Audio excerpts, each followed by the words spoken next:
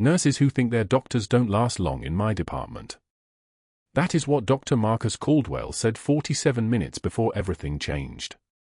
The night shift at Seattle General in Savannah hums with a fluorescent buzz that never stops, that metallic drone that lives in the walls and bone marrow of everyone who works past midnight. Danielle Ross moves through the corridors like water finding its level, quiet, purposeful, invisible. 11 months she's been here. 11 months of taking the cases other nurses dodge, the difficult patients, the ones who need more than protocol and procedure notes. She volunteers for the graveyard shifts without complaint, the 7 p.m. to 7 a.m. rotations that break people's families and sleep schedules. The charge nurse stopped asking if she wanted days. She knew the answer. On Danielle's key ring hangs a small bronze trident, the kind that catches fluorescent light when she's checking patient charts at 3 a.m. It's the only personal item she carries. Her hands, scarred across the knuckles and forearms with marks that look like old burns from a long time ago, never shake during codes. Never. Other nurses have watched her during cardiac arrests, the way her fingers move with terrifying precision, the way she doesn't flinch when blood spills or alarms shriek. They think she's just experienced. They think she's seen a lot. They have no idea. In the staff locker room on the 4th floor, in the back corner of locker 247, wrapped in plastic and hidden beneath 2 spare uniforms, sits a pair of combat boots. Tan leather. Worn. The laces are still tied. Danielle checks them before every shift, pressing her palm against the plastic, her jaw tightening for exactly 1 second before she closes the locker door. Most people would think it was muscle memory. Most people would be wrong. A new patient arrived at 6:38 p.m. Transfer from the VA Medical Center downtown. Chart incomplete. Vitals unstable. Deaf. Name, James Ortiz. Green Beret. Retired. Unconscious on admission, no family contact listed, no emergency authorization on file. The ER resident who called the bed assignment sounded uncertain, the way people sound when they're handing off something they don't understand to someone else. "He's yours now," the voice on the phone had said. Danielle stands at James Ortiz's bedside for longer than necessary. Longer than a standard admission assessment requires. She reads his chart twice, the incomplete one from the VA, the sparse notes from the ER, the missing records that should be there but aren't. She studies his face. Angular. Weathered.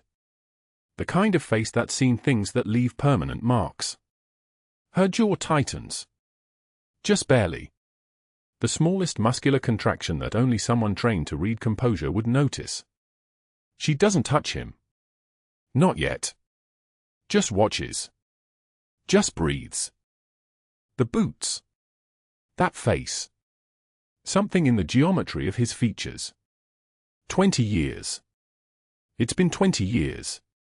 You getting a full assessment on the new admission, or just admiring the view? It's Marcus Chen from Respiratory, passing by with a portable oxygen setup, his scrub still damp from a recent code. He's smiling. He means nothing by it. It's the kind of small talk that nurses throw at each other during the grinding hours of night shift, the kind of nothing that fills the silence between living and dying. Full assessment. Danielle's voice is even. Measured. The kind of voice that gives nothing away. Incomplete records. Running baseline neuro every 30 minutes until he wakes. Good luck with that, Marcus says, already moving down the corridor. VA always sends us the mystery cases. The fluorescent lights buzz overhead like insects trapped in glass. Danielle checks the fall line, the heart monitor, the pulse oximeter. Everything reads normal. Everything looks stable. Everything is exactly what it should be. But attached to the chart is an order. A standing sedation protocol. Midazolam.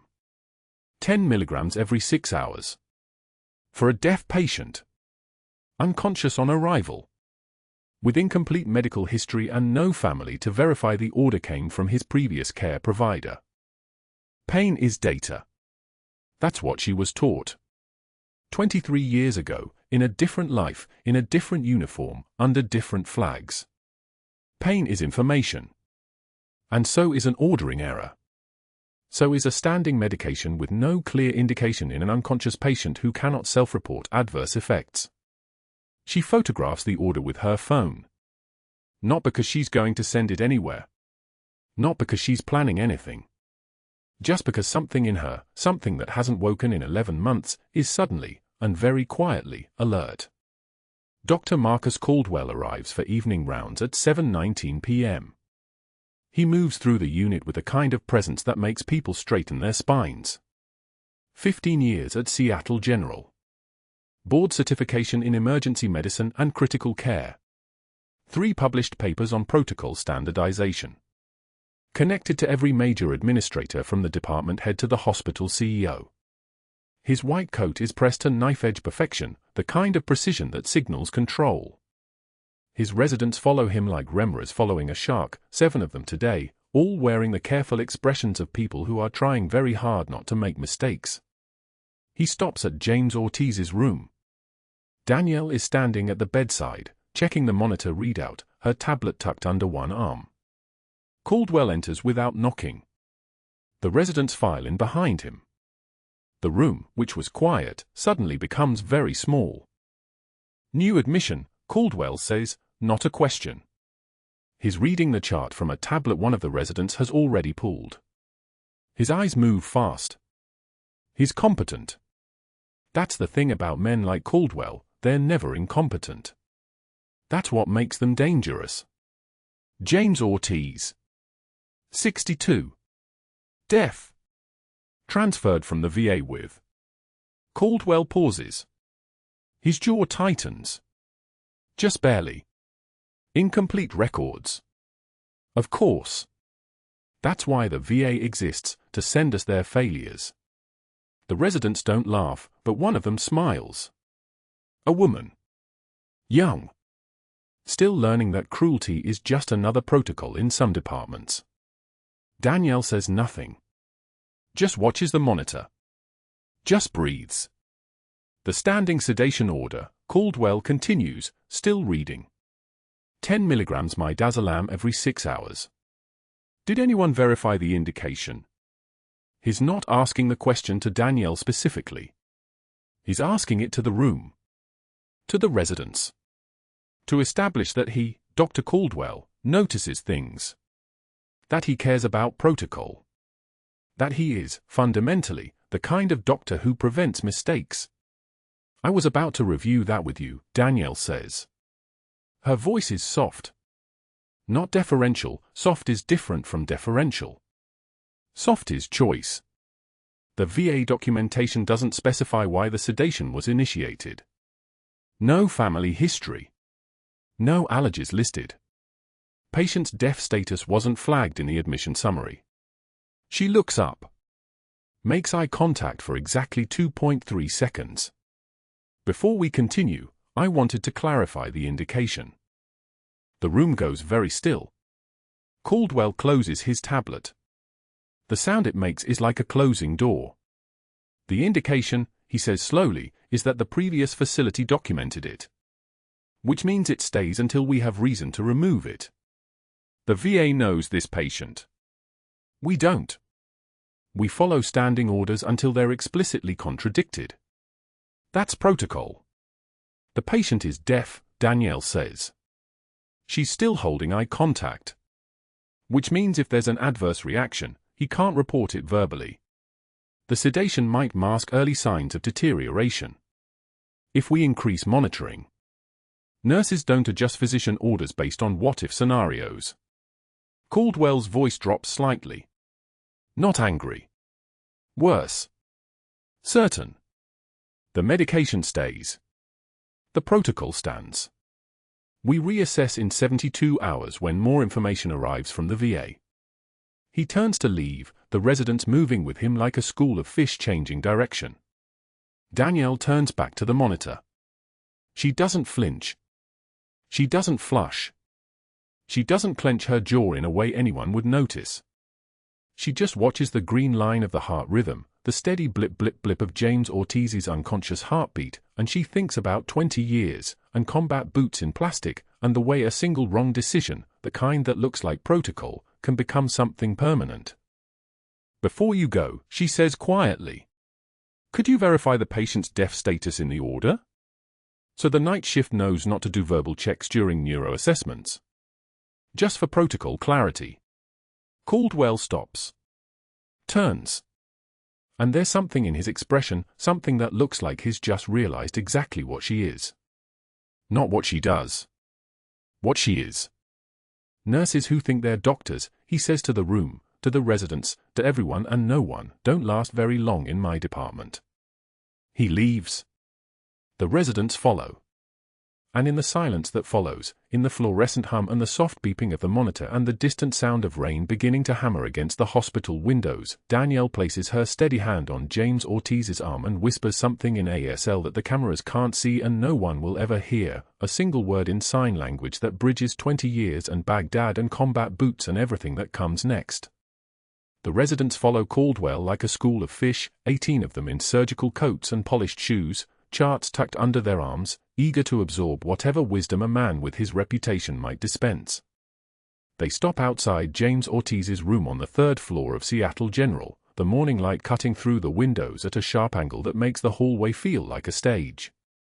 Caldwell's hands are clasped in front of him, and he holds the posture of someone who has never once questioned his right to occupy space. Danielle is checking James's for line when she sees them gather, sees the way Caldwell's eyes find her through the doorway and pause there, calculating. "Nurse Ross," Caldwell says, his voice pitched to carry. "A moment of your time." She finishes the line check with the same care she would use if she were alone, then turns toward the doorway where he stands holding up Danielle's tablet like evidence in a courtroom. The screen shows her notes from the previous evening, her documented concern about the standing sedation order, her questions about James's unchanged mental status despite pharmaceutical intervention, her recommendation for a neurology consult. "Everyone," Caldwell continues, "this is a teaching moment. We occasionally encounter support staff who confuse their role with that of a physician. This nurse here, for instance, has developed a concerning pattern of overstepping her scope of practice." He turns the tablet toward the residents, showing them the notes as if they were a final exam answer written in the wrong color ink. "Nurse Ross, perhaps you could explain to our residents the proper chain of command in a teaching hospital. I'm curious how you believe a nurse's documentation belongs on a physician's treatment decisions." Danielle steps into the hallway.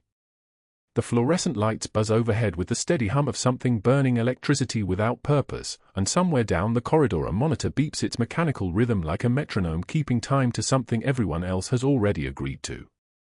She doesn't speak immediately. Her jaw tightens once, a movement so small it would register only to someone trained to read bodies under stress, someone who knew that the finest instruments of resistance are often the smallest ones. Her hands remain perfectly steady on the tablet she's holding, the same tablet he's just finished denigrating in front of 18 future doctors who will file this moment away in their memory under how to handle people without credentials. "Yes, doctor," she says quietly.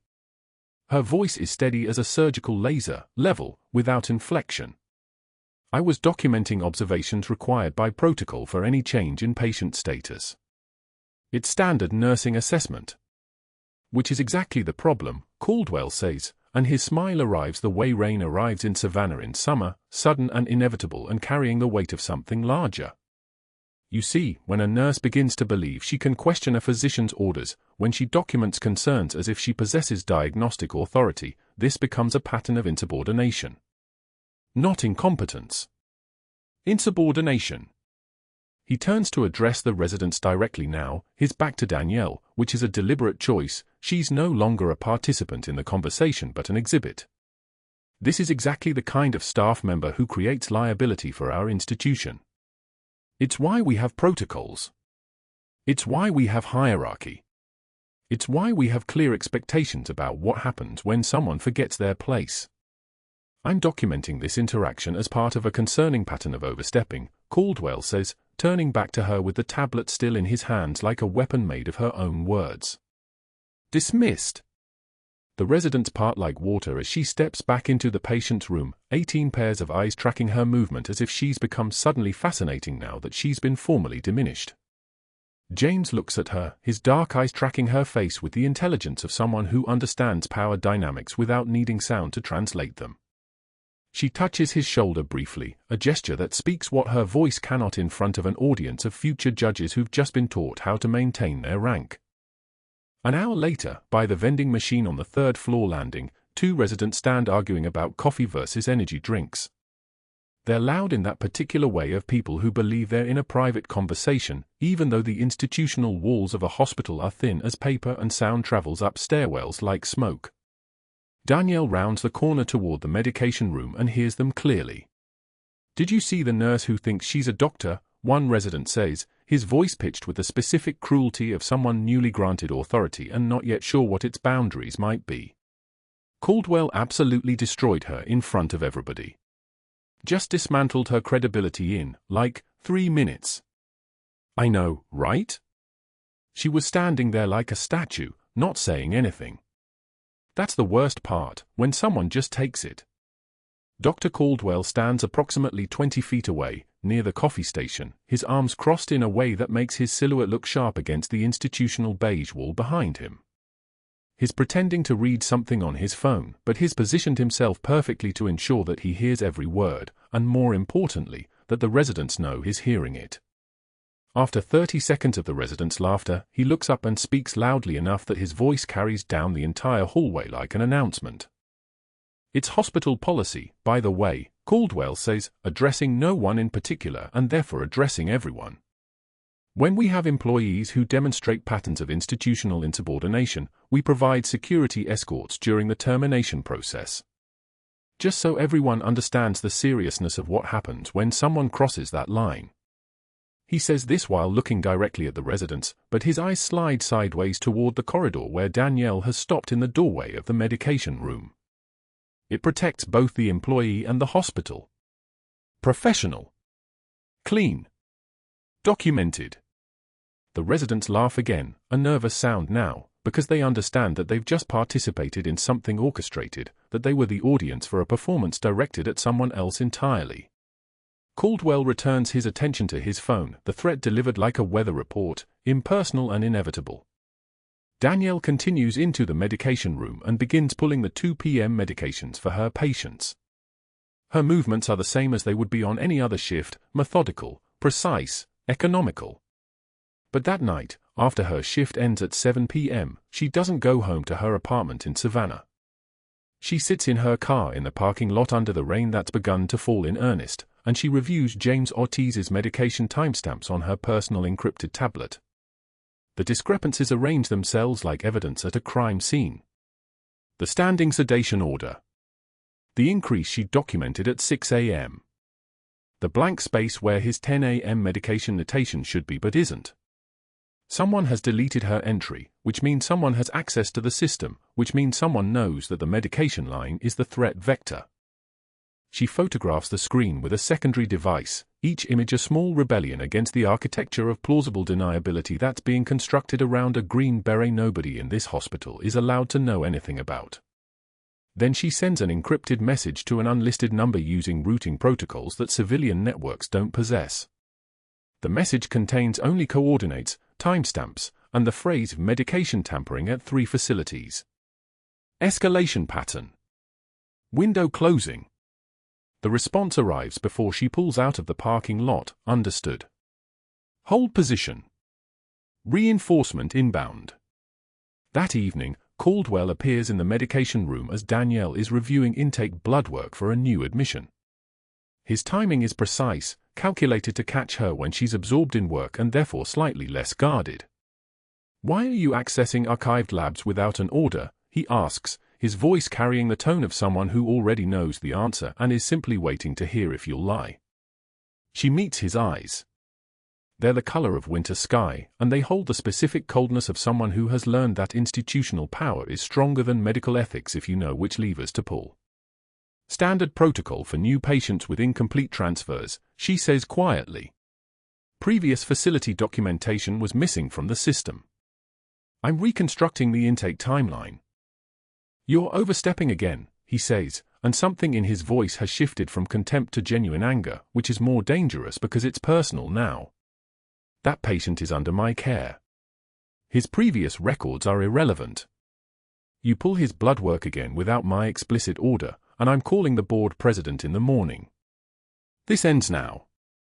He turns and leaves before she can respond, his footsteps echoing down the hallway with the authority of someone who has just issued a final warning and knows it will be heeded because it's backed by the entire weight of institutional machinery. At 2 a.m., in the silence of the night shift when the hallways echo like tombs, Danielle reviews the lab work one more time. The results contain trace evidence of a paralytic agent, something that would stop breathing without triggering obvious trauma. Something that would look like natural failure in an already compromised patient. Someone is following James Ortiz from facility to facility, and they're running out of time before whoever gave the order gets impatient and tries something faster. The morning light through the break room window hit Danielle's face at 6:22 a.m., and her eyes snapped open before her brain caught up. For hours of sleep on a vinyl chair that smelled like burnt coffee and regret. She sat up, her neck cracking like old floorboards, and checked her phone. No messages. That was worse than messages. She'd known when she took the assignment at Seattle General 11 months ago that it wouldn't be a normal nursing rotation. The call had come through a secure line to a number that didn't officially exist, routed through 3 cutouts and a retired admiral who still held favors from her time at SOCOM. "We have a patient," the voice had said.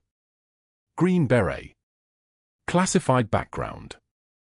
He's going to be admitted to a civilian facility in Savannah under incomplete records, and we need someone on the inside who understands what he carried. Someone he can trust. Someone the system wouldn't flag as military." Danielle had said yes before the sentence finished. That's what you did when the Pentagon asked. You didn't ask follow-up questions. You packed a bag, you learned to smile like a civilian, and you learned to take orders without acknowledging you'd heard them. James Ortiz was supposed to be a routine protection assignment. 12 months, maybe 18. Verify his medical care. Keep him stable. Watch for anyone trying to access his records. Simple. Except James Ortiz wasn't just a sick veteran. James Ortiz was the only surviving witness to Operation Phantom Burn, a Black Ops extraction mission in Baghdad that had gone sideways in 2004. 3 teams inserted. 1 team extracted. The rest of the details were redacted so thoroughly they might as well have been written in invisible ink. What Danielle knew, what only 17 people in the world knew, was that someone wanted those details to stay buried. And someone had traced James Ortiz to Seattle General. The 4 bag hanging beside James's bed at 7:15 a.m. looked exactly like it should. Clear fluid. Proper label. Correct barcode. Danielle had checked it at midnight. At 4 a.m. At 6:45 a.m. The bag that hung there now at 7:15 was not the same bag. Different label serial number. Different pharmacy stamp. Different timestamp. This one showed it had been mixed at 5:19 a.m. during the shift change, when she'd been sleeping and the ward was understaffed and the ICU monitoring was half-automatic. She pulled it down with one motion, her hand steady as surgical steel. Her pulse didn't elevate. Her breathing didn't change. This was information. This was data. Someone at this hospital had direct access to James's medications and the timing to swap them during a blind spot. Someone had authorization to bypass the pharmacy log. Someone had clearance to touch a patient under a DNR order that shouldn't exist on his chart but did. Danielle secured the bag in a sterile container, labeled it with a timestamp, and locked it in her locker on the 3rd attempt because her hand fumbled the combination. Once. That's all the emotion she allowed. Then her fingers steadied and the lock caught and she was moving through the fluorescent-lit hallway like she had nowhere particular to be. The phone in Dr. Caldwell's office at 8:02 a.m. was a landline, the kind with a receiver that weighed something, that required actual commitment to hold. He'd positioned himself in his leather chair with the morning light hitting the glass in a way that made him look important, and he'd already drafted the first message in his mind before the board president picked up on the second ring. "We have a liability issue," Caldwell said, not bothering with greetings. Confidence. Authority. The voice of a man who'd made 17 calls like this and won every single one. Night shift nurse. Multiple protocol violations. She's accessing records outside her scope. Questioning physician orders. And she's focused obsessively on a single patient in a way that suggests she's projecting personal issues onto his care. The board president listened. That was the thing about having a 15-year network of favor and obligation. People listened. What kind of violations? The voice on the other end asked. Unauthorized access to the pharmacy logs. Attempting to override standing sedation orders without clinical justification. Now she's refusing to step back from a patient I explicitly assigned her away from. Caldwell let that sit for a beat. She's becoming a patient safety risk. I'm recommending we initiate termination procedures before she causes an incident we can't walk back. By 9:17 a.m., Caldwell had filed a formal complaint with the State Nursing Commission. By 9:45 a.m., he'd contacted the hospital's external compliance investigator, a woman named Patricia Hayes who'd been the chief nursing officer at Johns Hopkins before a buyout pushed her toward consulting work, and who owed Caldwell a recommendation that had kept her daughter out of a DUI charge 3 years ago.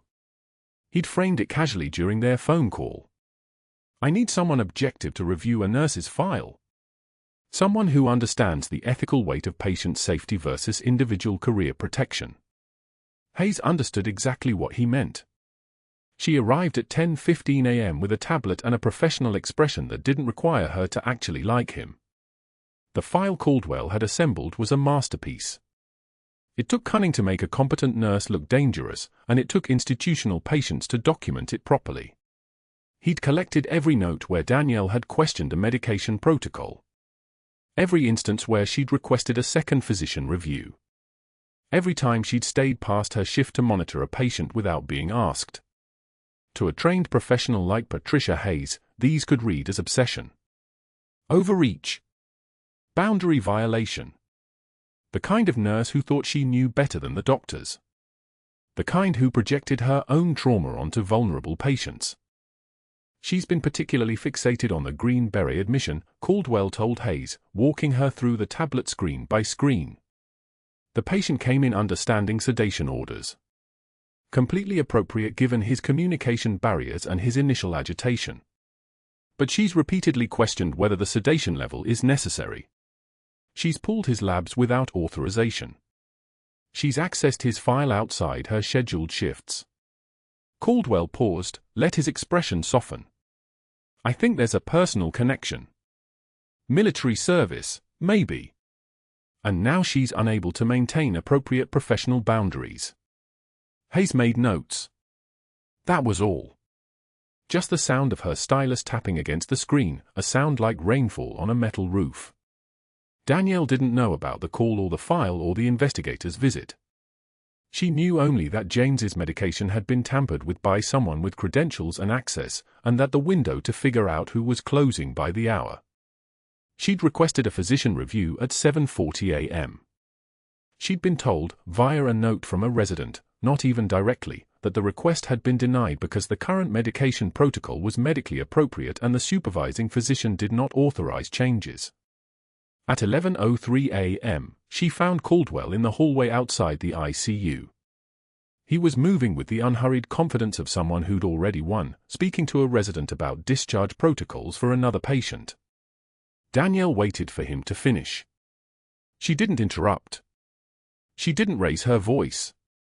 She simply existed in his peripheral vision until he turned. I need you to review James Ortiz's full line, she said. The barcode on his morning medication doesn't match the pharmacy record from last night.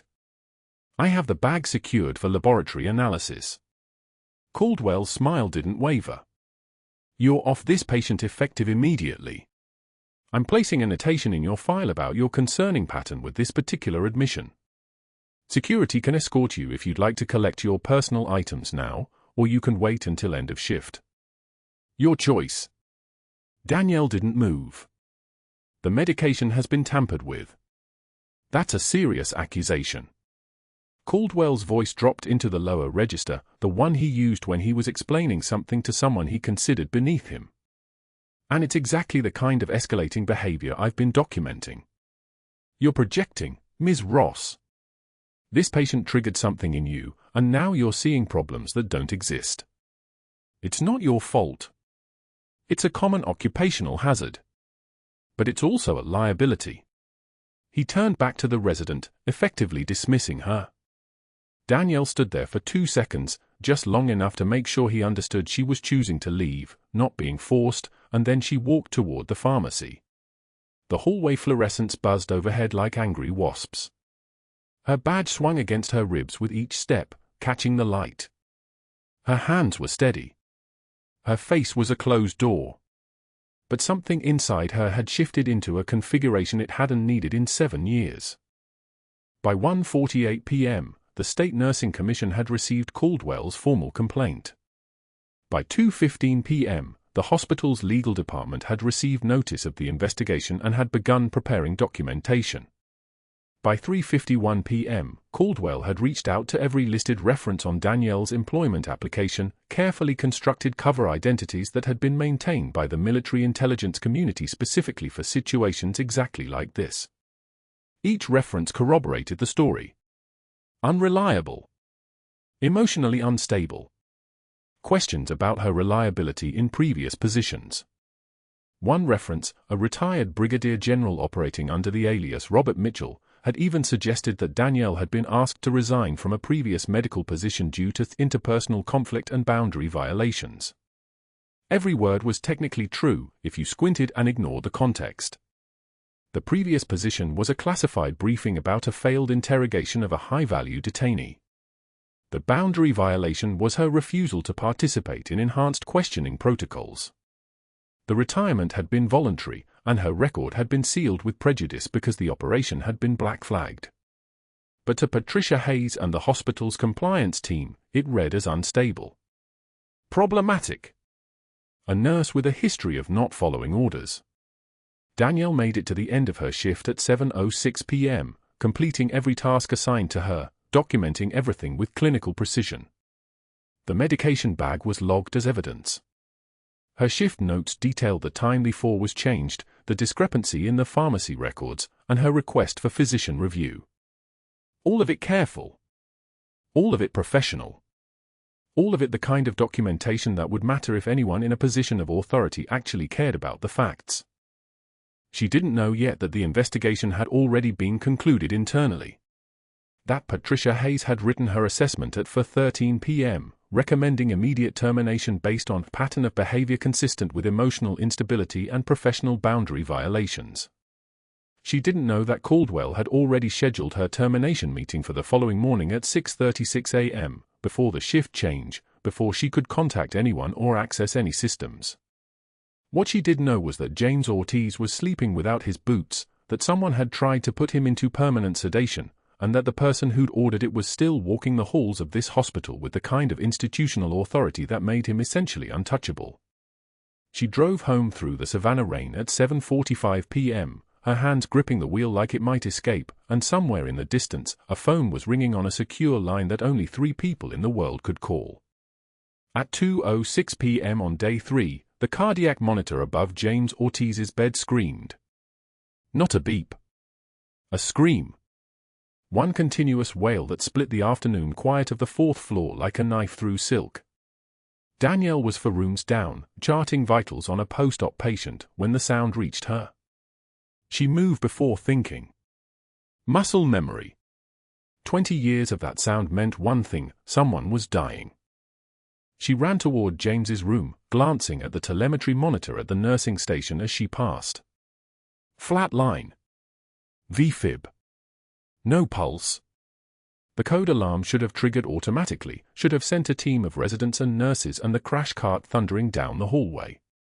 She slapped the wall-mounted code button outside his door. Once. Twice. The light above the doorframe should have turned red. It flickered amber and went dark. Nothing happened. She was alone in the room with a man whose heart had stopped. His eyes were open. His chest wasn't moving.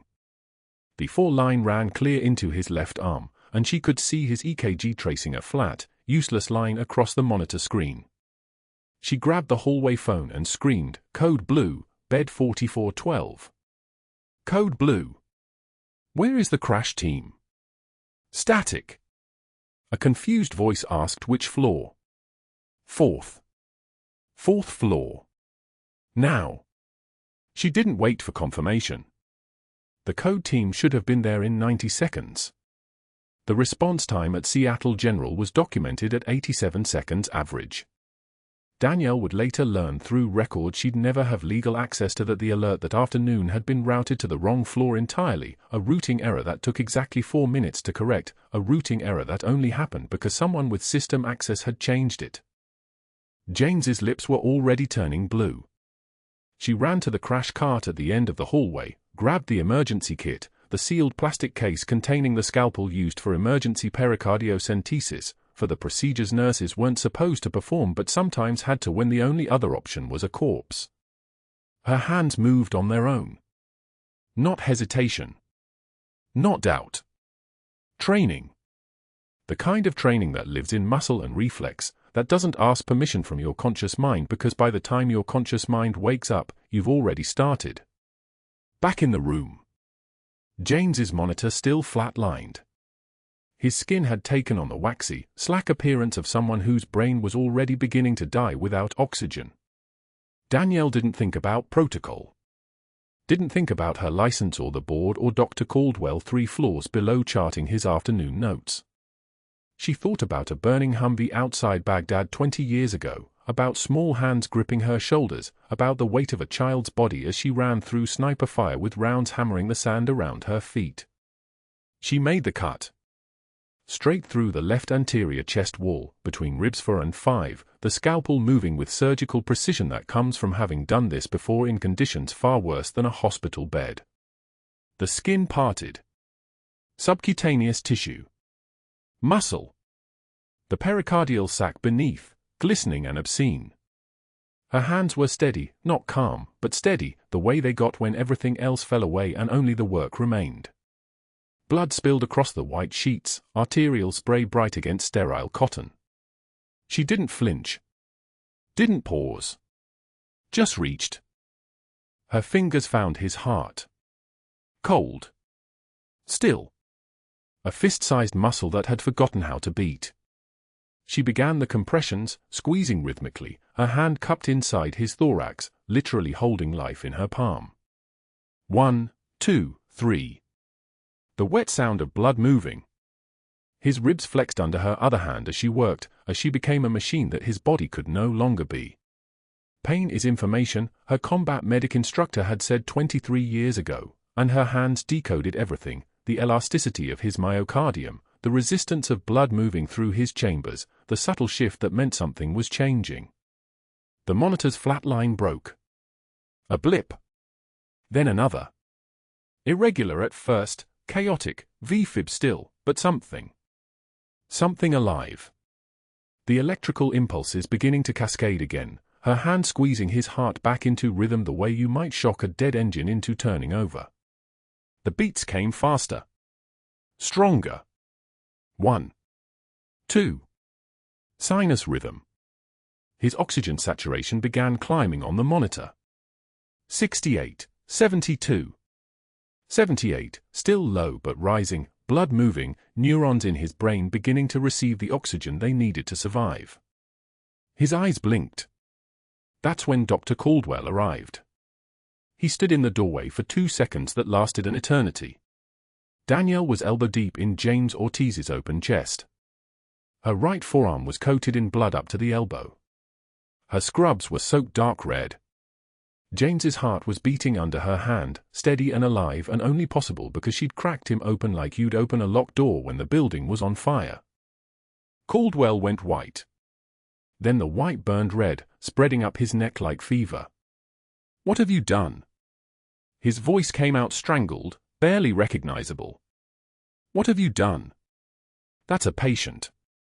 You cannot." He was backing out of the room, reaching for his phone as he moved. "Get your hands off him. Step back." Security. I need security in here now. Danielle didn't look up. She kept working, kept her hand moving, kept his heart beating. A resident arrived breathless, finally the code team responding to the corrected alert, and she said to him quietly, 14-gauge angiocath, blood work, get a chest surgeon down here now. He's stable, but we need a real thoracotomy, not field medicine. The resident nodded and moved, recognizing competence when he saw it, recognizing someone who'd done this before and knew exactly what she was doing. But Caldwell was already on the hospital phone. She could hear his voice in the hallway, clipped and furious. I want to file a complaint with the board president. Now. This is emergency. A nurse just performed an unauthorized surgical procedure on a patient. Yes. A scalpel. To his chest. I want her arrested. I want her license reviewed. I want. His voice faded as he moved down the hallway, still talking, still activating, still weaponizing. By the time the actual surgical team arrived 12 minutes later to take James to the operating room, to do the job properly with anesthesia and assistance and legal authority, Danielle had already been called to the nursing supervisor's office. The supervisor's face was apologetic and terrified in equal measure. Dr. Caldwell has filed a formal complaint with hospital legal. He's also contacted the State Nursing Commission and he's requested that your access badge be deactivated effective immediately. How is the patient? Danielle asked. Stable. In surgery. But Danielle, what you did? How is he? Alive. Because of what you did. But the protocol. Danielle was already walking. She went to her locker, cleared it herself, the protein bar from Tuesday, the blood pressure cuff she'd bought with her own money because the hospitals were always calibrated wrong, the photograph of her son Marcus at his high school graduation. By the time she finished, 2 security officers were waiting by the bank of lockers. Not aggressively. Just present. An escort. She understood the implications. She walked with them toward the elevator, down the 4 flights, through the lobby where the evening shift change was happening, where colleagues pretended not to see her, where the fluorescent lights reflected off polished floors and made everything look like a stage set for someone else's tragedy. A nurse from pediatrics glanced up and quickly looked away. 2 residents whispered something and stopped. The security officers didn't touch her, didn't need to. Their mere presence was enough. By the time she hit the parking lot, she was officially terminated pending investigation. The State Nursing Commission would receive notice tomorrow. Her license was under review. Dr. Caldwell had already told the board president that he had documented evidence of a pattern of dangerous behavior, of someone who thought they were qualified for work they weren't trained for, of someone who'd always been a problem waiting for authorization to become a crisis. It was 6:11 p.m. when she drove home. The rain had started again, the kind of Savannah rain that fell sideways and didn't care about windshield wipers. She sat in her apartment for 3 hours without turning on any lights, without calling anyone, without allowing herself anything except the knowledge that she'd done the only thing that could be done, and it had cost her everything. At 3:17 a.m., she sat in a fluorescent-lit diner 3 blocks from the hospital called The Crossing, staring at a cup of coffee gone cold and thinking about how James Ortiz was alive upstairs in a hospital bed, his heart still beating, his lungs still breathing, and how that meant nothing now because the medication tampering investigation would die with her. Without her badge, without access, without her position inside Seattle General, she was just another fired nurse with a grudge and no credibility. Whoever had poisoned James's sedation order, whoever had tried to put him into permanent silence, that person was still in that building. Still untouchable. Still winning. She wrapped her hands around the cold coffee cup and understood what true defeat felt like. It tasted like nothing at all. She was in her apartment packing when her 17-year-old son Marcus arrived breathless, carrying a mahogany case and a pair of worn combat boots she'd hidden in their storage unit for 18 years. He set them on the kitchen table like artifacts, like evidence, like a confession waiting to be spoken aloud. "Mom, they need to see these," he said, and something in his voice, the certainty, the understanding, told her that the mission she'd spent 2 decades protecting had finally found its own way into the light. 2 hours later, Marcus walked into the hospital administrator's emergency meeting, the one convened because a 2-star general had arrived unannounced at Seattle General with a folder and a security detail that moved like water. The general's aide stood in the corner, arms crossed, watching Dr. Caldwell's face drain of color as Marcus opened the mahogany case on the conference table. The silence that followed was the kind that happens before storms, before arrivals, before everything changes. The general's aide stared at James Ortiz, who stood supported by his four-pole, his shoulders back, his jaw set like granite, and spoke a single word, Reaper. The name hung in the air like a bullet suspended in flight, and in that moment, something shifted in the room's atmosphere, pressure change, the feeling of being in the presence of something sacred and dangerous. The security guard who'd escorted Danielle out of the hospital 48 hours earlier went pale. His hands trembled as he whispered to the compliance officer beside him, "That's what they called Master Chief Petty Officer Ross in Ramadi. Reaper." Because she could see enemy positions from 2,000 meters out and she never missed. The administrator's assistant began typing frantically, documenting everything, understanding now that this meeting was not a termination hearing, it was a reckoning. The 2-star general, whose call sign was Iron, lifted the Navy Cross from the velvet lining of the mahogany case. The medal caught the fluorescent light and threw it back like a star collapsing inward. He read aloud, his voice steady as a surgical laser, 17 commendations for Valor. 3 Purple Hearts. Unclassified Operation Phantom Burns citation, authorization to engage hostile forces protecting Allied personnel in designated areas outside standard theater parameters. He paused between each medal like a judge delivering sentence. Bronze Star. Silver Star. Another Silver Star. 2 Purple Hearts. And then, the Navy Cross, held up so the light caught it again, so everyone in that room understood they were standing beside something that transcended institutional rank. James Ortiz held up the combat boots, his boots, the one she'd salvaged from the burning Humvee 20 years ago in the Jolan district when she was still the soldier they called Reaper and he was still a child soldier with a future that hadn't been stolen yet. He raised them and signed through the ASL interpreter, his hands moving with the precision of someone speaking in a language more honest than words. "She carried me 2 miles through sniper fire when I was a child, and yesterday she opened my chest when someone here tried to finish what Baghdad started. I am alive because of her. I would be dead without her. I am still alive because of her." The room went so quiet you could hear the ventilator in the ICU 3 floors below, could hear the rain beginning to hammer the windows, could hear the ancient mechanics of the hospital's bones settling under the weight of truth. 16 people in that room understood in that instant that they had been standing next to a legend. That they had watched her mop floors. That they had called her just a nurse. That they had been catastrophically, irreversibly wrong. The general turned to Dr. Caldwell slowly. The movement carried the weight of authority that does not need to raise its voice, that does not need to move quickly, because everything else in the room will stop and wait for it. "Dr. Caldwell, you are terminated effective immediately. Your credentials are surrendered to the State Medical Board as of this moment. Criminal investigators are already reviewing the patient's medication records, and they will be contacting you within the hour." Not a request.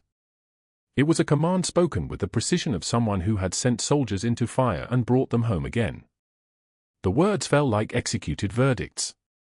Within 90 minutes, federal investigators seized his office. They took his computer, his phone, his files.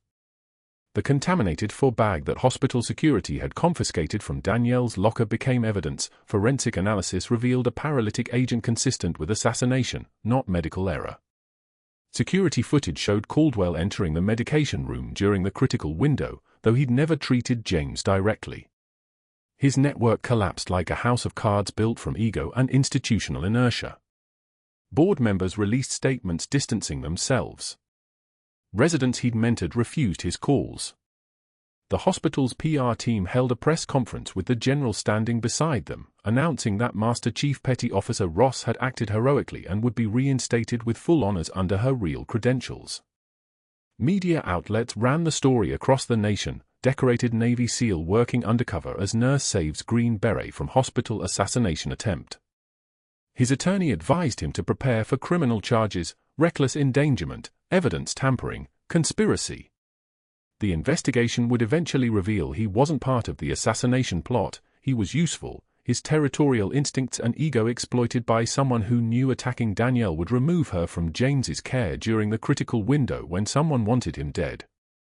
But that wasn't the worst part. 6 months later, a nurse passing through Seattle General's outdoor plaza spotted Dr. Caldwell at a folding table under an insurance company banner, selling supplemental policies to passers-by in a cheap polo shirt that hung loose on his frame. His medical license was suspended pending criminal trial. He didn't make eye contact when people approached. His hands shook as he filled out forms. The man who had built his entire existence on institutional power now stood in the rain selling policies that would never make him matter again, would never restore what he'd destroyed, would never take back the moment when a 2-star general had read his sentence aloud and the world had shifted beneath his feet. Inside the hospital, Danielle Ross returned to work. The name on her badge now read MCPO Danielle Ross, RN, USN, with a small trident pin on her scrubs. James Ortiz, fully recovered, began training hospital staff on veteran-patient communication and security protocols. The combat boot sat in a locked display case in her office with a small plaque, Operation Phantom Burn. Some missions take 20 years to complete. The federal investigation uncovered a network attempting to silence veterans with classified knowledge. Arrests followed, none at Seattle General, but the hospital implemented new security protocols that would prevent what almost happened from ever happening again. Marcus visited her office after school, finally understanding what his mother had actually done all those years, understanding now why she'd kept those boots, why she'd answered the call when someone needed her. In the break room, the residents who'd mocked her now asked her to teach combat medicine techniques. She ran monthly training sessions on emergency procedures when protocol failed, her hand steady as a surgical laser, her voice carrying the weight of someone who'd learned her trade in the worst possible classroom and had never forgotten a single lesson. The final night, Danielle stood alone in James's hospital room after he'd been discharged. She touched the mattress where she'd opened his chest, where she'd reached inside and brought him back from the edge of nothing. She remembered the 8-year-old boy she'd pulled from fire 2 decades ago in the Jolin district. She whispered to the empty room, "True class is what you do when the lights go out." She turned off the light and walked into the hallway, back to saving lives, back to her real name, her real rank, her real mission. This time, no one would ask her to hide. This time, no one would underestimate her. This time, the quietest person in the room was finally recognized as the one holding it all together. If this story resonated with you, if you've ever been underestimated by someone who didn't know your value, subscribe and hit that notification bell. Leave a comment. What would you have done in Danielle's position? And like this video if you believe that true heroism often operates in silence, in the spaces where no one's watching, where the bravest warriors don't carry guns, they carry stethoscopes.